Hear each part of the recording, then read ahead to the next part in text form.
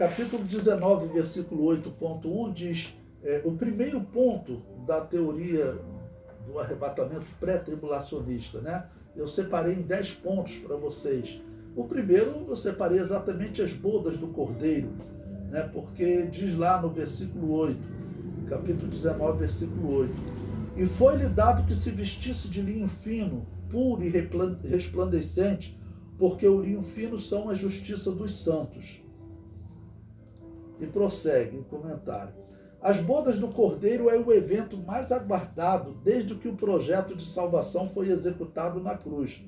Eu defendo isso, porque a igreja vai ser arrebatada, mas as bodas do Cordeiro representam essa união entre Jesus e a igreja, a união final entre Jesus e a igreja. Então, em outros pontos eu falei com vocês, após o arrebatamento, o mais provável, eu falo mais provável, que a Bíblia não coloca essa ordem. Porém, o mais provável é que a igreja participe primeiro do tribunal de Cristo para receber seus galardões e depois participa dessa união final com Cristo, que é chamado o casamento, as bodas do Cordeiro.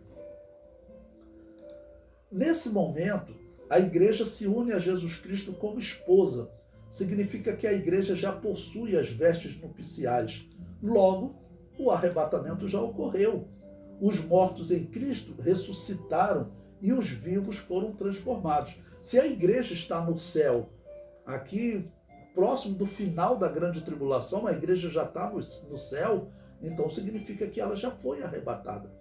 Essa aqui eu considero a grande evidência a favor do pré-tribulacionismo e que ela anula totalmente o pós-tribulacionismo.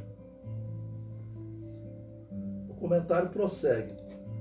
Todos devem concordar que a união final entre Cristo e a igreja deve ocorrer como a igreja já possuidora das vestes eternas, que é o corpo incorruptível que receberemos. Logo, a igreja será arrebatada antes das bodas do Cordeiro.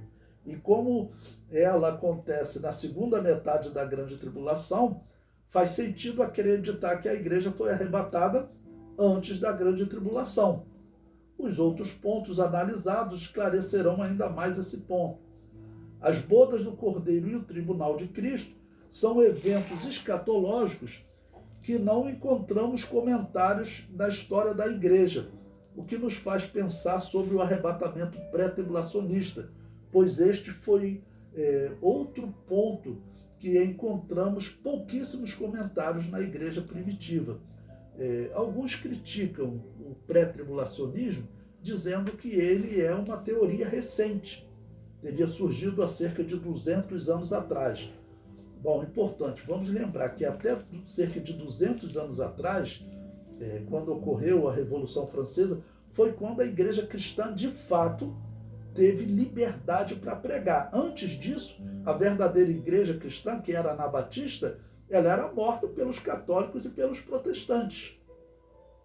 Então, não tinha liberdade para escrever livros. Um anabatista estava lá preso na Inglaterra e escreveu o livro O Peregrino, dentro da cadeia. Quem foi que prendeu ele? Foi os protestantes. Por que prenderam John Bunyan? Porque ele pregava contra o batismo de recém-nascido. Isso era crime. Mas nesse período, que ele já viveu ali perto dos anos 1700, John Bunyan, eles já não eram mortos. Normalmente eram colocados numa cela para apodrecer lá. Davam uma ração bem restrita mesmo para eles morrerem. Era assim que eles faziam. Então, como que esse povo que defendia o pré-tribulacionismo, ele iria escrever obras em vasto número para nós podermos dizer hoje, olha, encontramos muitos ensinos sobre pré-tribulacionismo. Na Igreja Católica e nas igrejas protestantes nós não vamos encontrar. Ela estava ocupada com as guerras santas, guerra justa e outras questões políticas. Eu sempre falo, Igreja Católica e Igreja Protestante sempre foram movimentos políticos. Hoje elas estão divididas porque a Igreja Protestante ela é ligada à maçonaria, é só olhar a história, não tem jeito.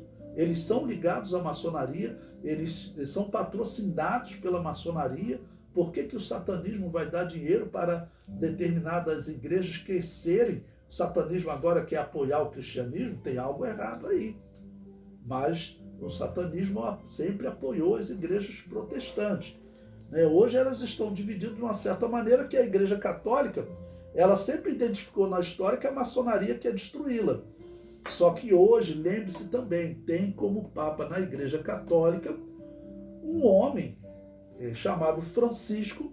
Ele foi anunciado que seria Papa primeiro na maçonaria e depois os católicos ficaram sabendo.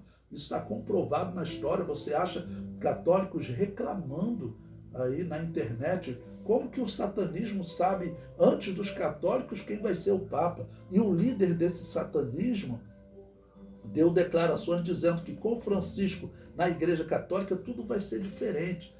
E o Papa Francisco vai unir Igreja Católica, maçonaria, igrejas protestantes, luterana, anglicana, metodista, presbiteriana, e vai unir outras religiões também.